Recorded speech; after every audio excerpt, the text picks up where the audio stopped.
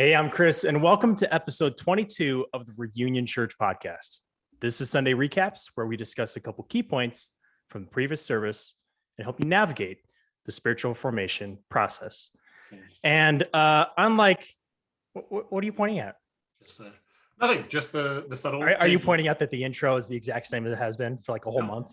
Just that it was a small little change again. That's all. No, it's the exact same. Nope. It's the exact same. Anyway, here I am with Andrew and Hannah. Hannah is Andrew's wife, but better than any introduction I can give. Hannah, maybe you want to introduce yourself, kind of who you are, what you do at the church, for those of us on the podcast who haven't met you before.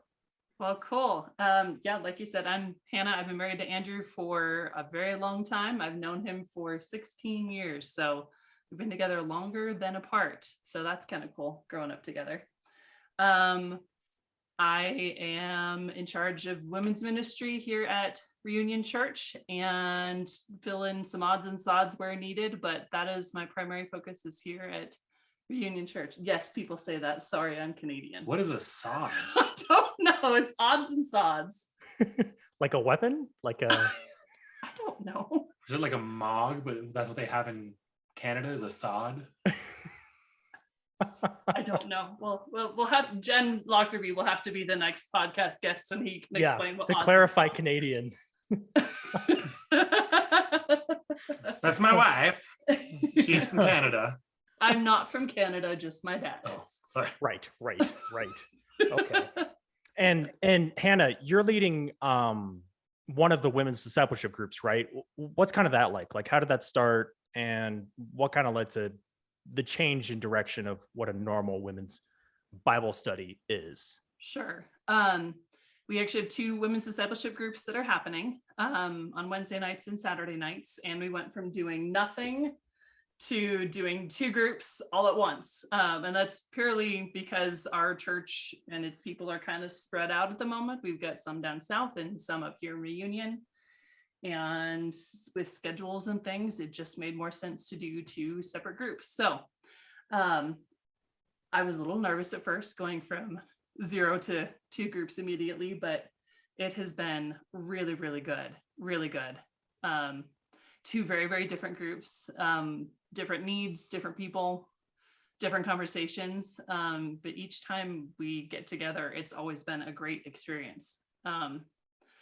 And I think what makes it different between Bible study and discipleship is, with discipleship, there's an intentionality to study not only the Word of God, but also that practical life application part of it.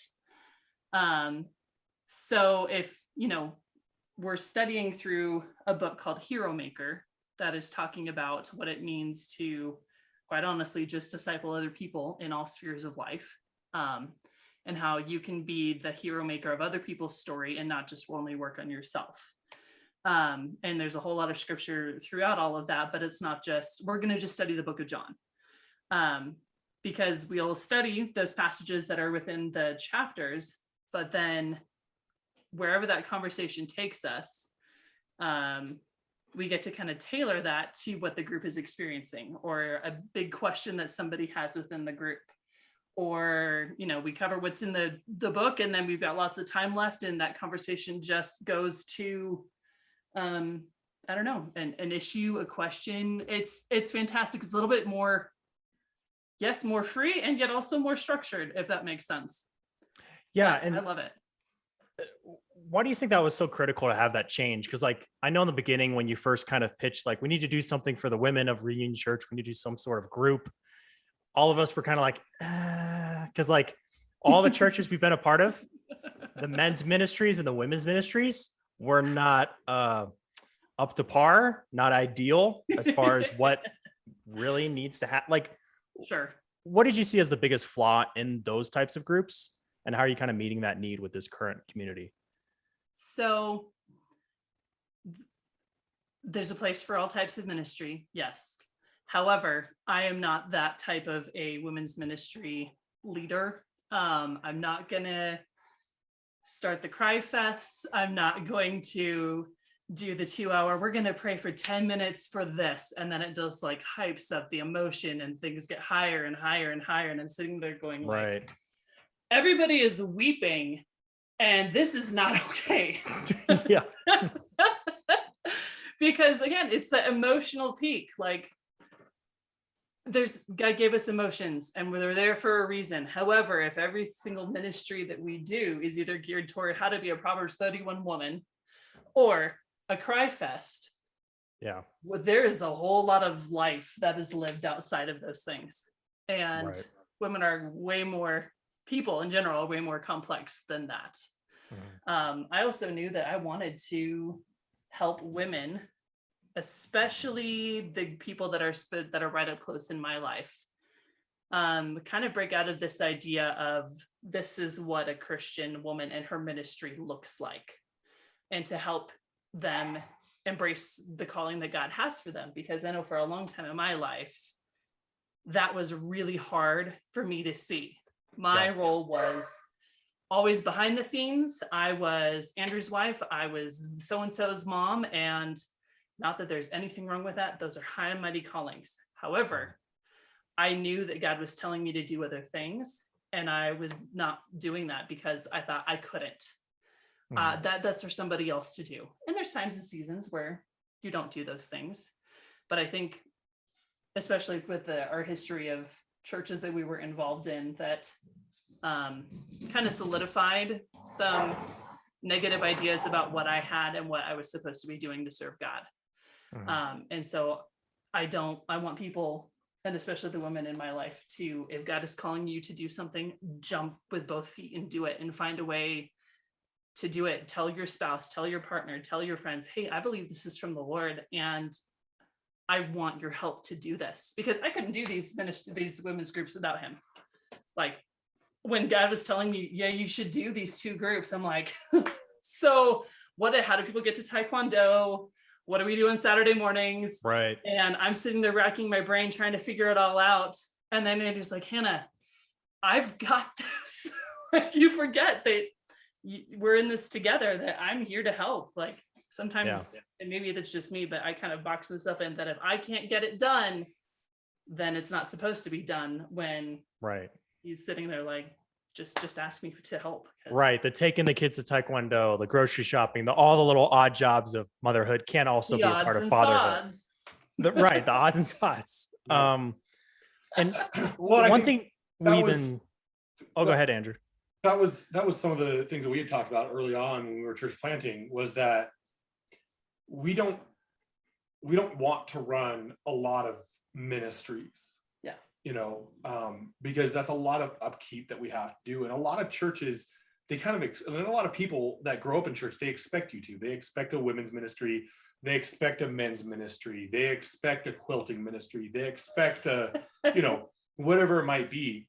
Yeah. And we're just like, we're not going to do that, because every one of those, though they can turn into a discipleship opportunity, more often than not, they aren't discipleship. What it turns into is just, for the men's ministry, it's a bunch of guys eating bacon, making the worst small talk possible, doing a mediocre Bible study because it's the butt crack early in the morning for some reason. Like, that no one super enjoys. And so it's like, well, why is this a ministry? Like, discipleship is very difficult to make actually happen here. And that was something that, a lot of times women, the pastor's wife is usually expected of, like, all right, you have to run the women's ministry. And if there's help needed on worship, you have to help on worship. And if there's help needed in children's ministry, you have to run children's ministry. Right. And that was one of the grounds that we kind of laid out of, like, no, because that's how my wife is going to hate the ministry and hate me. So more importantly, yeah. So we're just not going to do that. And I made a deal, like, hey, you run what you enjoy doing itself. And running an actual full women's ministry still wasn't a huge passion. No. But as we talked about with our church and our passion, and this is essentially the way that we wanted this whole conversation to run around, and why I'm even in this podcast in the first place. I'm not just awkwardly sitting here giving approval of what my wife is saying. No That's one what it kind of thought, no one like thought as I'm that. sitting The here. shadow of authority. Why am I part of this for the last 15 minutes? I'm just sitting here agreeing. I don't want people to think like, oh yes, he approves. Good. It's okay to be submissive sometimes, Andrew. It's okay. Like, You are a good husband. yeah. Complimentarian. So Stop it.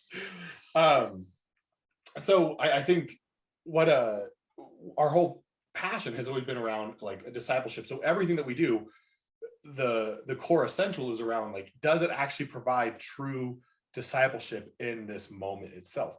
Even our Sunday mornings, the main, or our Sunday evenings right now, the main component of why we do this is because like it's good for us to gather, to meet up, but so that we can connect, so that we can build discipleship opportunities itself. That's right.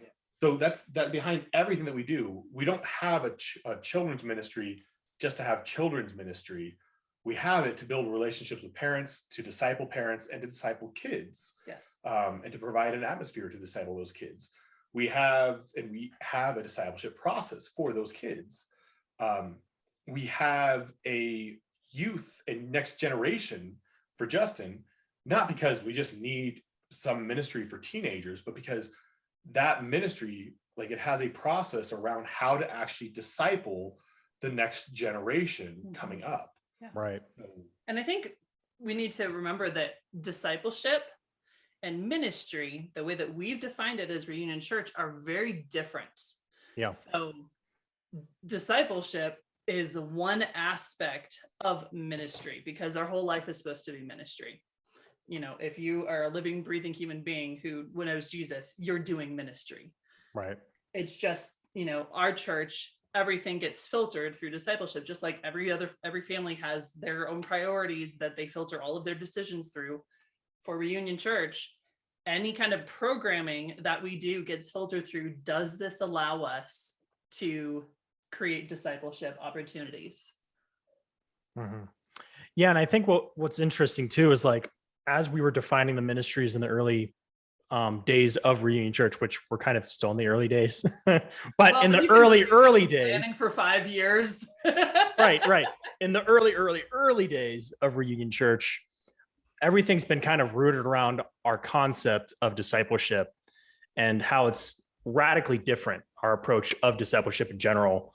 Andrew, can you kind of just, for people who just keep hearing us talk about discipleship this, discipleship that, can you just define what our process looks like and how that permeates each ministry, each outlet for discipleship? Yeah, so discipleship, basic flat line, if you want to understand what discipleship is the head, heart, and hands of Christian living.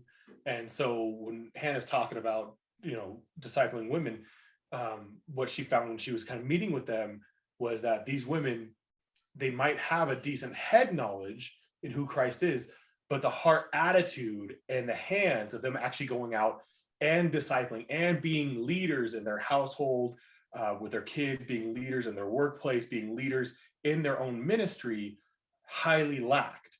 And so it's like, all right, let's exhort them in this way, encourage them, build them up, show, model, and mentor what this actually looks like for them. And so it's not just like a Bible study. It's not a book club that we're necessarily going through. Right. There's some high level activity where we are following with people throughout the week, where we are communicating with them. We are getting to know their lives. People in that group eventually start holding each other accountable, getting to know each other. You create real community itself, because community is where you actually hold each other accountable with inside that community, with inside that tribe of like, hey, this is how we function. This is how our culture makes sense of this world. And you build each other up. But we focus in one of those few ways itself, of the head, heart, or hands of Christian living. And we've actually, should we share that diagram, Chris? Was that? Yeah. You had to pull it up, right? Do you want to just, I guess, share your screen and then kind of talk about it? So, well, I would, but someone's a noob and has it It says we can't. It says the host is disabled. Participant screen share. Try that. Were you afraid I'm going to share, Chris? I don't know. I didn't even know this was a feature. You only work on Zoom every day. Screen sharing? What? This answers so many work questions, but so kind of from our discipleship process, right? And if you want to break it down to make more sense, you have head, which is knowledge, the actual educational aspect. As a Christian, you need to know, you need to understand things, you need to read. There needs to be some type of way of education being passed down to you. Okay. And unfortunately, that's where a lot of discipleship just ends for most people, is it's just right there. But then there also needs to be the heart. And the heart is the heart attitudes. Why do we do things? You know, what is the actual heart motives? And if we're using terms that we're most familiar with, it's coaching. It's the actual coaching component. Think through, hey, we need to understand how to do this. I have some experience in this. Let me walk you through on what this actually looks like. Let's try to dive down into the actual coaching components to understand not just the head, but why we actually are doing these things, why you might struggle with this, why we as Christians go through these components in life itself, right? Yeah. And then you have the actual hands, which is the actual experience. We have to have experience, and we have to provide people with experience. That's the point of the church, is that the church should be providing Christians with the experience for them to go out and do things in their ministry of evangelism, of discipleship, of mentoring, of whatever it might be in their ministry. We need to be providing that opportunity for them to coach other people, for them to teach other people. You know, when you think of the Great Commission, to go therefore and make disciples of all nations, baptizing them in the name of the Father, the Son, and the Holy Spirit, teaching them that obedience, that teaching of obedience, that is not as encompassing all three of these components of not only the head of like verbal teaching, but coaching, lifestyle, and then actual hands-on experience itself. And so we have to give and provide people that experience that they can walk through. And what I love about this diagram is that it helps to kind of keep you centralized in what you're teaching that one person you're discipling or that group that you're discipling. So, you know, you can kind of think about, you know, at least what I've been doing with the women's discipleship is our book really focuses on the hands and the heart of Christian living. So now we're bringing in some more of the knowledge stuff where we're, you know, they're asking questions, but how do we do this? What do we do with these things? So what this allows you to kind of go, here's some strengths that my group has, or this person has, but where's an area that we need to shore up a little bit, so that we are a well-rounded person, a well-rounded Christian. Yeah. And Chris, you've been running some discipleship groups as well, or have been discipling individuals one-on-one for now, actually, is kind of where you're kind of starting. Well, how have you been kind of like, you've kind of leveraged some of this as well, right? Yeah. And I've actually kind of used it more as a kind of like a test of where somebody's at, you know? So like during the first session with whoever I'm meeting with, I'll kind of draw these three circles and put the head, heart, hands in there and say, and explain each one of like, all right, here's the knowledge of God. Here's, you know, where you are with God emotionally, your heart, you know, here's your experience with church, kind of going through the three really in detail. And then kind of asking them like, where do you feel like you're weakest? Like, where do you feel like you need improvement? Where do you feel like in your walk, you're just not getting it? Like, and kind of having a more of instead of do what I say sort of mentality of the teacher, I'm the teacher, you're the student. It's more of a collaboration of like, hey, you know yourself better than me. You tell me what you want to focus on. I'll help you get there, sort of thing. And that's been hugely beneficial because they're like, you know, I have one guy who's like, yeah, I actually don't actually know anything when it comes to my faith. Like I've experienced God, I feel God, but I don't know anything. I don't have that knowledge. I was like, all right, let's focus on that. And we'll work on the other stuff as well. But it's kind of like a balancing act, you know, but everybody really knows where they're at for the most part. And it just takes a conversation to kind of get there. But I think just using it in that way has been hugely beneficial with the guys that I'm discipling. That's really good. Yeah. It gives them kind of some ownership into the process too. Right. Because like other discipleship groups, it's like, all right, here's the book, here's the pages, here's the blank spaces. If you did one of those workbooks, here's the yada, yada, yada. And then see you Sunday, see you Sunday night, see you Wednesday night, you know, we'll talk then. And it's like, there's no like conversation being had where it's like with my guys, it's, hey, I'm just going to text them on a random day. How are you feeling today? What's going on? Is what we're talking about actually making sense? Or do you want to just move on to something else? You know, like actively caring about somebody. I don't know how else to put it. Like I'm not giving you homework for the sake of giving you homework. I'm trying to help you, you know? And I think a good example is like even my therapist, he just recommended a book for me to read and I've been reading it. And geez, it's the book I need to read. But like, he does the same exact thing of like, hey, is this book actually helping you? And I was like, yeah, this is exactly what I need to read. He's like, good. Okay, cool. Just want to make sure. Cause I don't want to waste your time. Sure. And I think that's kind of our approach as well with discipleship is like, let's just not waste time. Let's just get to the heart of the issue, which is the person in front of you, not getting from A to B, you know, cause A to B is a lot longer than we think, you know? Yeah. Well, and with discipleship, a lot of times people look at discipleship as an actual program, right? Yeah. And it's never a program. It's a process. It's someone that people have to be walked through itself, and it's individualized. Yes. And so we don't have like a standard, hey, this is discipleship that everyone goes through itself. Right. It's like, no, you get to know that person personally. You talk to them, you get to know them. We as you start getting discipled, you start building some of these like skill sets, and then you start finding out like, okay, this is where I kind of see these guys are kind of weak in with their kind of like, you know, they're really strong at this point here, but they're really lacking right here. And then you start making connections. I know a few other guys who are the same point, and you can kind of bring them together, and like they're all going through the same thing together at the same point. They're all wrestling with the same thing, right? Yeah. And it can be something very head knowledge, apologetics based and stuff. In my experience, a lot of Christians, they're usually not struggling with that. They are usually struggling with the heart attitudes. They are struggling with the principles of, hey, this is what like a Christian should really be doing. This is what a Christian should really be actively, be spending their time on, and what their priorities as a Christian should really be, and why. And so discipling them in the heart, you know, and then how do you actually do that?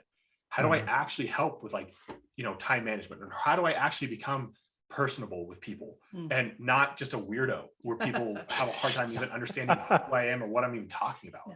You know?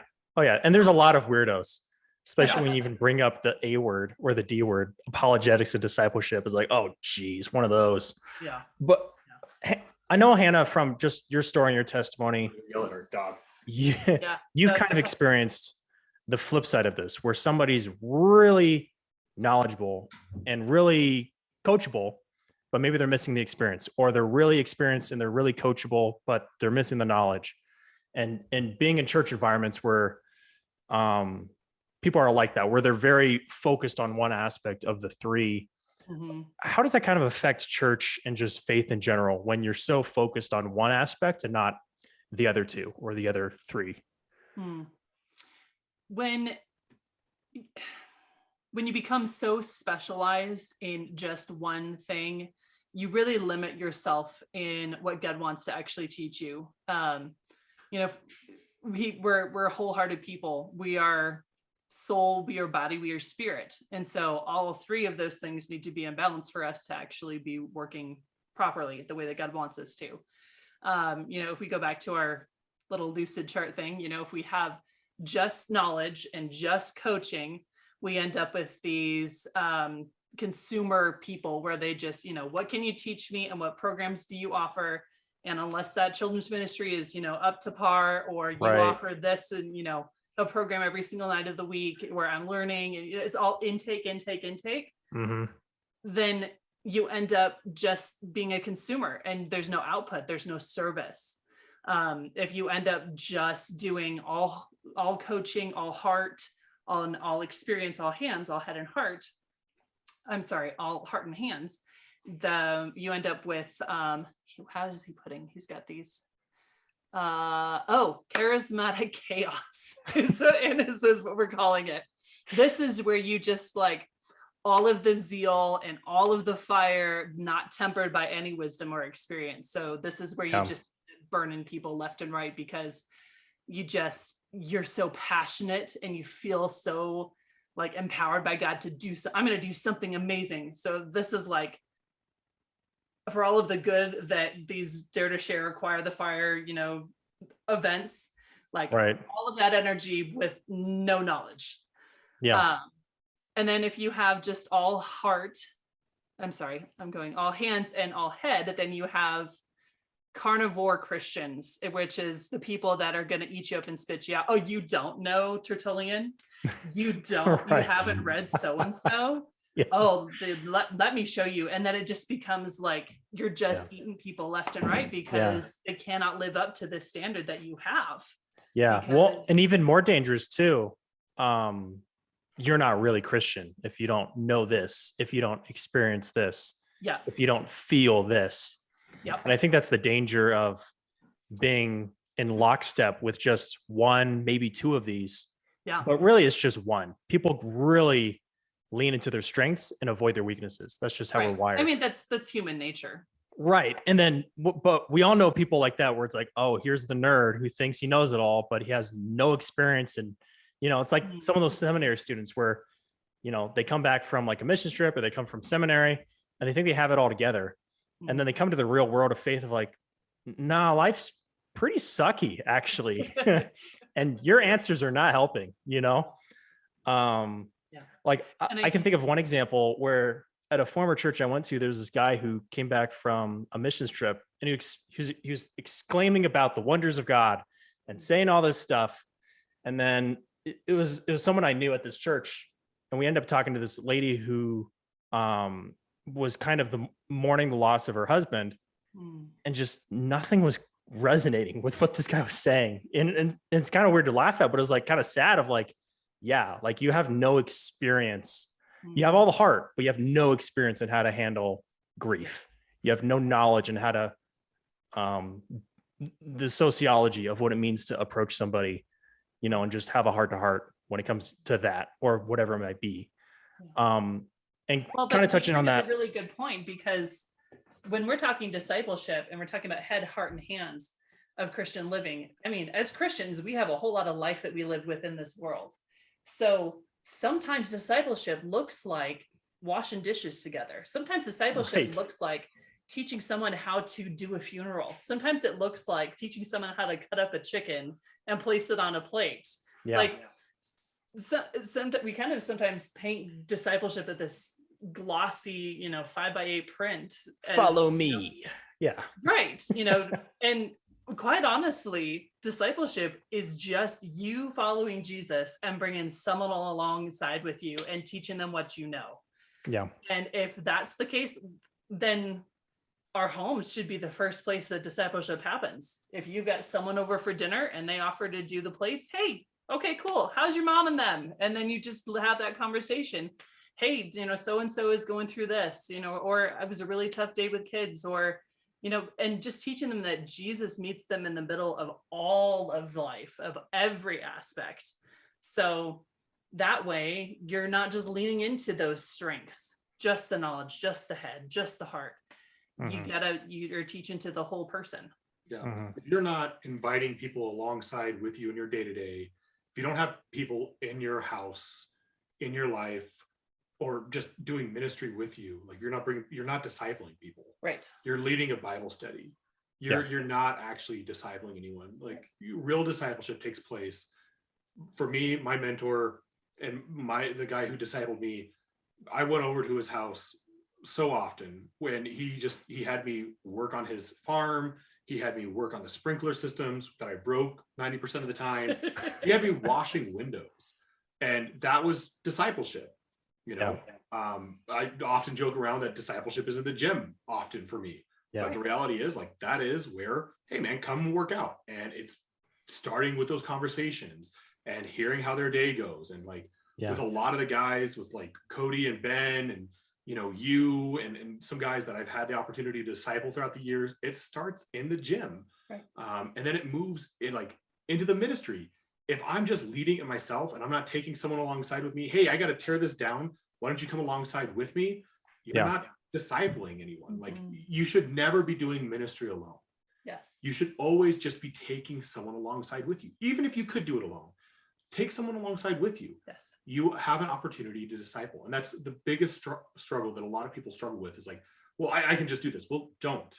Like take someone alongside with you and have them do it with you. Let them learn how to do the basics of setting down a stage or turning off something, how to lock up, how to open, whatever the case like that's may what be. we're doing. But even if you're well equipped and setting up, like where to put things away, how to vacuum, all that stuff, take them alongside with you and talk to them about life while that's going on. Yes. Right. And discipleship will happen. Yes. You just have to be intentional about doing it. Because it might seem really annoying. Good. That means you'll have to be intentional about like having a conversation with them. Right. Bad attitude about it right now. Yeah. Discipleship is never convenient. It never happens when, this person just so-and-so stumbled into my life. That's like a 1 in a million chance that happens. Discipleship costs. Yes. Yeah. It costs time and it costs money. So and we see that all over the Bible too. Like all the disciples were some of the most ginormous screw ups ever. Like I just thought of Peter when he cut off that dude's ear. Just the thoughts going through Jesus' brain of like, I know what's about to happen, but you just made it so much worse. Right? They didn't even hate me. They were just doing their job. Now they hate me because of you. You cut off their buddy's ear. Right. But then again, I mean, people are messy. Yeah. And that's okay because we're flawed and we're sinful, but we're worth it. People are worth it. There's nothing greater in our Christian life than to love God and love others. So I think that should be, if we're being inconvenienced, if we're, that was one of the best series I ever heard Norbert preach, was his series on being inconvenienced. Yeah. If we're not being inconvenienced, not to the point of detriment, like there's a balance there. But if we're just looking for the easy way out and expect ministry to happen that way and say, we want to be used by God, then we've missed the mark, because discipleship can be in your workplace. It can be in your home. It can be at the gym. It can be while you're walking your dogs. I mean, discipleship is where you are meeting with other people for the sole purpose of helping them grow in the knowledge of God. Right. And newsflash too, people want to be discipled. Like some people are dying for somebody to come along of like, hey, I don't know what I'm doing. Well, I and just that's got the other saved. mistake that we make is we expect, if they want to be discipled, they'll reach out. People don't know that they want that. They're not going to reach out. Out of all of the gals that are in the group, I have 2 that have been discipled. And these are people that have been walking with God for 20 plus years, some of them. 2 people. People aren't going to ask for discipleship. Did Jesus when I picked his disciples, they didn't come to him. I mean, there were people that came to him, but he didn't choose them. He went out and chose the disciples. Yes. Yeah. And you're looking for people that are open, that are hungry, and that will share. That's right. And that's all you're looking for. They don't even need to be saved necessarily, because that's how evangelism, discipleship works great. Yep. Not evangelism dating. Yes. Chris. Okay. So I wasn't thinking Chris. I was thinking Chris. It was just a general. So Don't targeted. do that. Actually, I'm really hoping that just something comes along. I'm waiting for that other girl to come. Right. So, Yeah, this is discipleship. Hey, we're cutting that section, right? Yeah. no, we don't edit any of this. What? That's okay. On that front, I think it's kind of helpful to look at examples of what it looks like when people have something they're working towards, as far as an inconsistency or an imbalance. I guess just kind of to start looking at the model here, being someone who's wired to be primarily head knowledge, and then secondly, hands-on experience, the hard aspect has been really difficult to navigate. And believe it or not, very emotional. when you're not used to your emotions. It's very emotional. Mm. And like going through therapy, going through discipleship, going through all these resources and really learning what it means of like, no, you know that God loves people, but your heart doesn't know that God loves you. He loves you too, you know? And that's like, more. right, more than you could ever imagine. You have access to all of his grace, all his love, all the time as a follower of his. And that's just like one thing that I'm learning through the discipleship process. I guess just to pass it over to you two, where do you guys see your strengths and what's a weakness that is being addressed currently through discipleship, through the discipleship process? It's a really good question.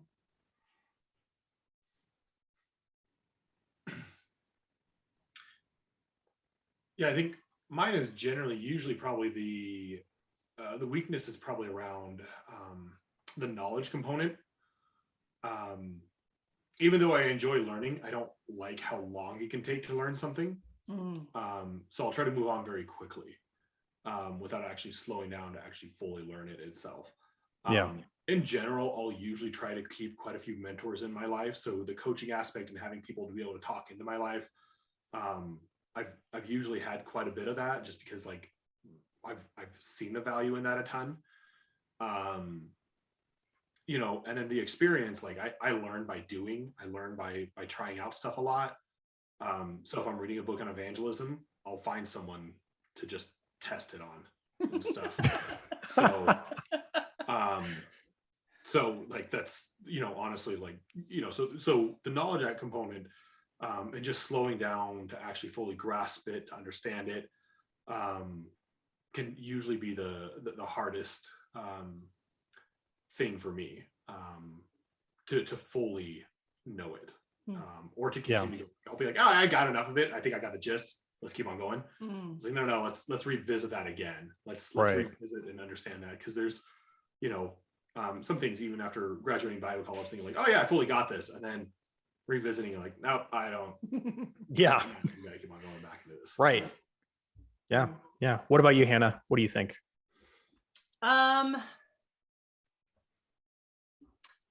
I think for me, it's probably the experience part of it. I usually am pretty slow with learning. Once it takes me a little while to learn something, but once it's there, then I've got it.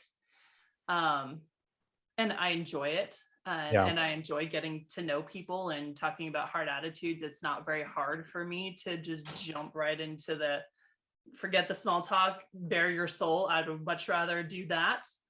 But the experience aspect is harder for me. One, because I tend to think if I don't do it, nobody else is going to. And if I can do it, then why would I inconvenience anybody else? Because I could just do it.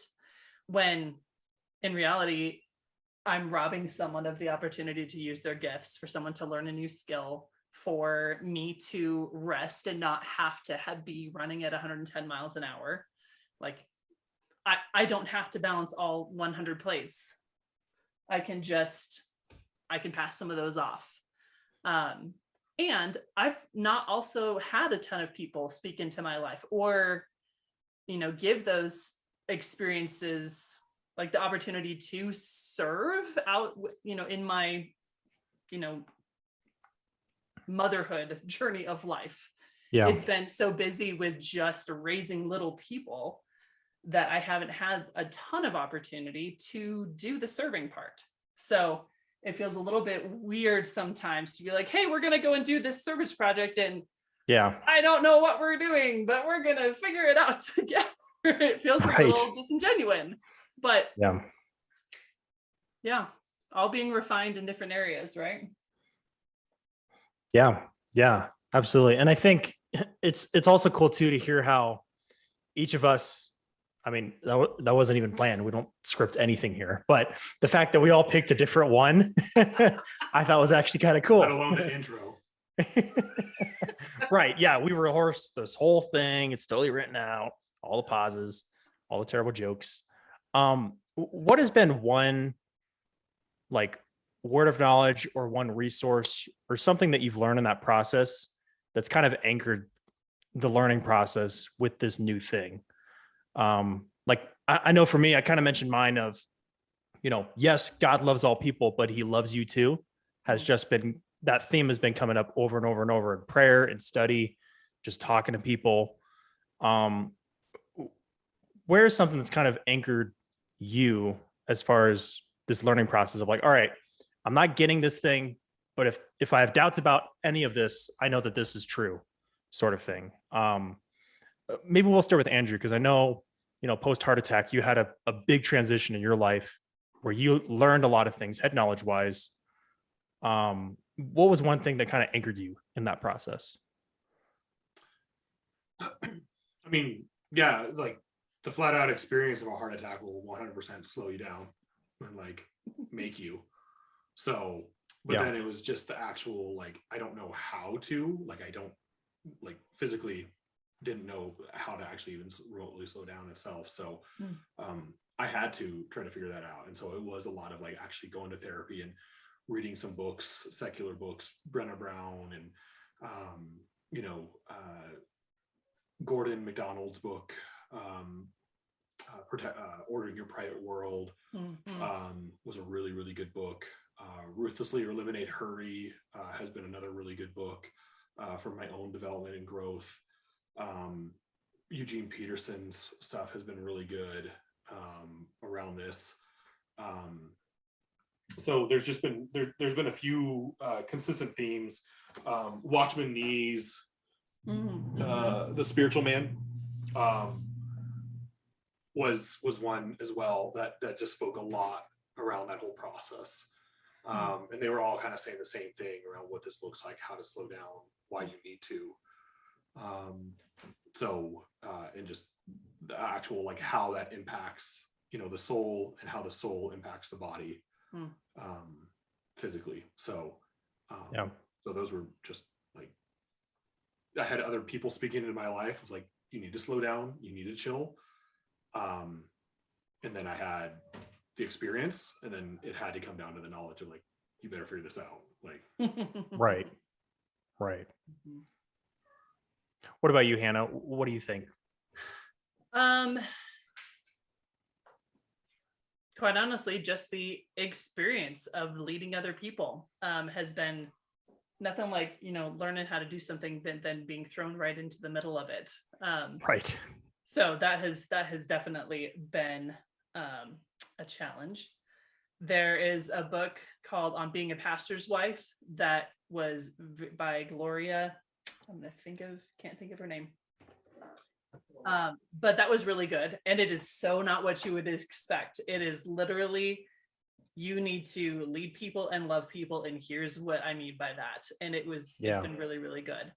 And then funny enough, I learned so much about life and walking with Jesus from a Ontario sheep farmer named Sandy Brock on YouTube. Chris is laughing because all I do is talk about these dang sheep. Sheep and dinosaurs. It's Hannah's favorite topics. It's all I hear. I hear first thing in the morning, oh, YouTube video. Right at night, sheep video. But no, what I love about it is like, so she was just did a whole series of videos about experience, like what her experience specifically has been in sheep farming and doing this specific educational class that she has been doing, what it looks like to pass off some of her day-to-day up close jobs to the person that she is training up, discipling. It's been fantastic. So I learned from reading and I learned from sheep. I just know So Andrew has something to add to that. Canadian sheep farmer. She's not sponsoring this, but she should.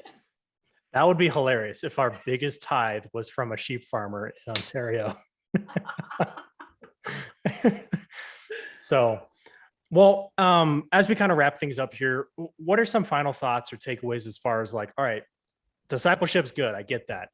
This is how discipleship kind of looks as far as the different types of things we need to focus on, head, heart, hands of Christian living. How do I start this tomorrow? What's the first step in starting discipleship? Pray.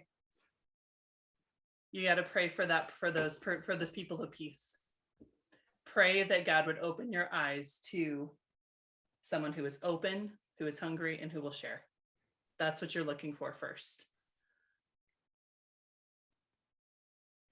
What was your answer, Andrew? You definitely. As a pastor, it should have been prayer. But it wasn't going to be prayer. She beat you to the punch. She really did. I mean, yeah, that's definitely what I was going to say. Prayer, of course. But, We knew that, honey. Yeah. We knew, Yeah, but yeah. they didn't know that I was. but gonna other say than that, I mean, you're not a good person, not praying first. Yeah. You need to look into your silos. And what I mean by silos is like, what are the areas of influence that you already have? You don't need to go and create them. Like you already have areas of influence. You already have these spaces. Choose 2 or 3 that you will be intentional about trying to find someone that you'll disciple. If it's evangelism discipleship, or if it's just true discipleship, like you have areas where you can invite people into, where you can start off with a process, and start slow. Like you're not going to be able to go anywhere super deep very fast. People aren't super trusting. Jesus, the way he discipled his people, like he followed a 3-step process of come and see, come and follow, come and be. That come and see was very general, very soft approach. And that's essentially what you want to do, that first stage, where it's just a general invite. You're getting to know them. They're getting to know you, getting to kind of trust you. You're getting to know where are they at in that head, heart, and hand component. And they don't even know they're being discipled at that point, It's sneaky. But you start meeting with them pretty consistently. Then you move into the come and follow, where Jesus is like, hey, Peter, come and follow me, and I'll make you fishers of men. But Jesus had already met them before that. Jesus had known them before that. He had taken them through some basic discipleship. And that was the come and see this man of Jesus of Nazareth, right? Mm-hmm. And so he took them through those beginning steps. And so know who those people are in your silos. For me, mine are at a coffee house up here. And then it's also at in the gym is my other 2 silo. And then like my third one is my work. I have a great atmosphere and a responsibility at work where I get to hire people. So I hire people that I generally will know I can kind of disciple a little bit. So that's kind of my 3 areas that I have silos where I can kind of disciple people around. So, but everyone's going to be different. Yours might be around family. Yours might be around some other work environment. Yours might be around a different hobby that you really enjoy. So find out that initial silo, walk people through, a very small intro and just getting to know them, understand where they're at, write it down, but be very intentional. And it's going to take time. Be very, very patient. So I know you only asked for 1, but at least 2. So number 1, know your silos, know where they can go. But number 2, be incredibly patient. The biggest danger to all discipleship and all of the church world today is impatience. We are in a very hurried state as church, and we want to see people grow and change very, very fast. Discipleship will take 3 to 5 years for you to see any fruit. Okay. So be prepared for that. My youth pastor who mentored me, I know was very, very frustrated because I was an idiot, especially for many of those years, and still for many of these years when he talks to me. Okay. But before you see any fruit, it's 3 to 5 years. But you're building that relationship. You're changing and you're seeing God work from the inside first instead of from the outside. Okay. And so it takes time for that, soul work to start taking place. So you pursue after them. You see them flake on you over and over again. You see them give up on you.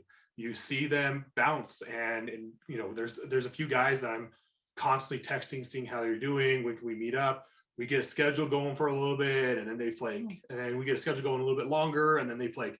And then we get a schedule going pretty permanently. And then, oh, hey, look, something starts happening. Then we start seeing growth happen, right? But you have to be the one chasing after that. As long as they show, like what Hannah said, is that they are open, hungry, and will share.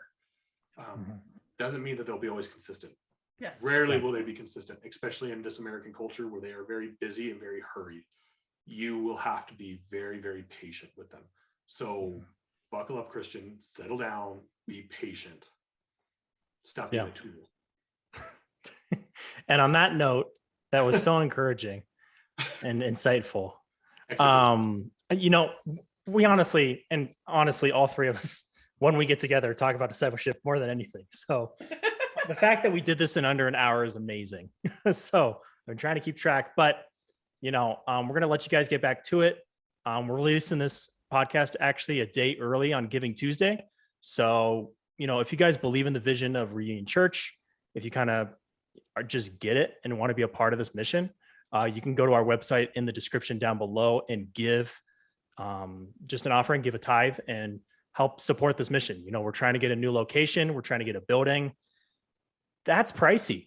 That's expensive, especially for a church that just started during COVID. So if God is calling you to give, like an actual like building, I want to make that very clear. yes, Yeah. We're not that aggressive. Like bigger location space. a space that we can borrow. Yeah. That is the aim. So if you guys feel called to give, if God's put that on your heart, go ahead and click the link in the description below. And then last but not least, we do have a Christmas Eve service coming up on Christmas Eve. It's on that Friday. So details are going to be in the description as well. But with that, we'll talk to you guys later, and we'll see you next week. Bye. Bye.